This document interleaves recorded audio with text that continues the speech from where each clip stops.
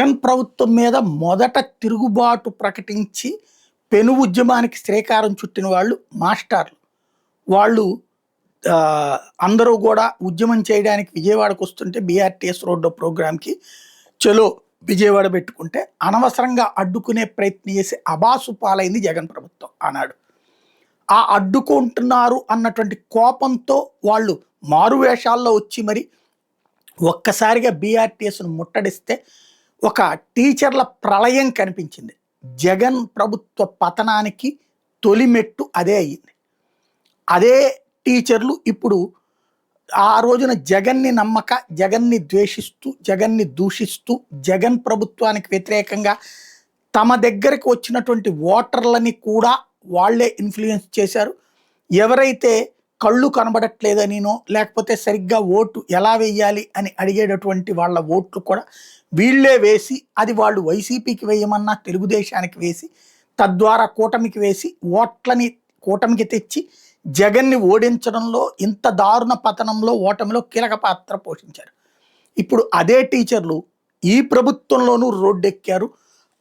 అప్పుడు చివరిలో 3.5 ఏళ్ల తర్వాత అయితే ఇప్పుడు ఏడాది 2 ఏళ్ళు కూడా తిరక్కముందే రోడ్డెక్కారు.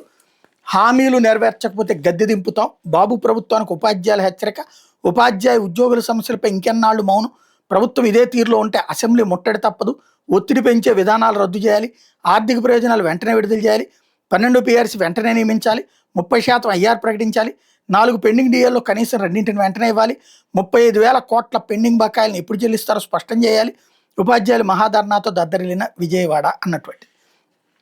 క్రిందటిసారి వాళ్ళేమో హడావిడి పడిపోయారు.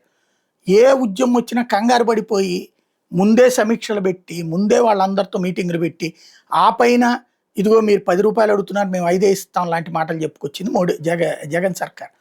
ఇప్పుడు వచ్చేటప్పటికి అస్సలు పట్టించుకోకుండా ఈనాడు జ్యోతి, సిటీ ఎడిషన్స్లోనూ లేకపోతే లోపల పేజీలో ఒక ముక్క వార్త రాశారు, ఎనఫ్. వాళ్ళేమో కంగారు పడేవాళ్ళు, ఆ కంగారు కారణంగా కన్ఫ్యూజ్ అయ్యి దెబ్బతిన్నారు. వీళ్ళు చాలా నిమ్మలంగా మీదోని మీరు ఉద్యమాలు చేసుకోండి అన్నటువంటి విధంగా ఉంటుంది ఈ ప్రభుత్వపు తీరు. ఇప్పుడు మీడియా తీరు, అప్పుడు హైలైట్ చేసిన మీడియా ఇప్పుడు డౌన్ ప్లే చేస్తుంది. అది ఆంధ్ర పాలిటిక్స్ అంటే.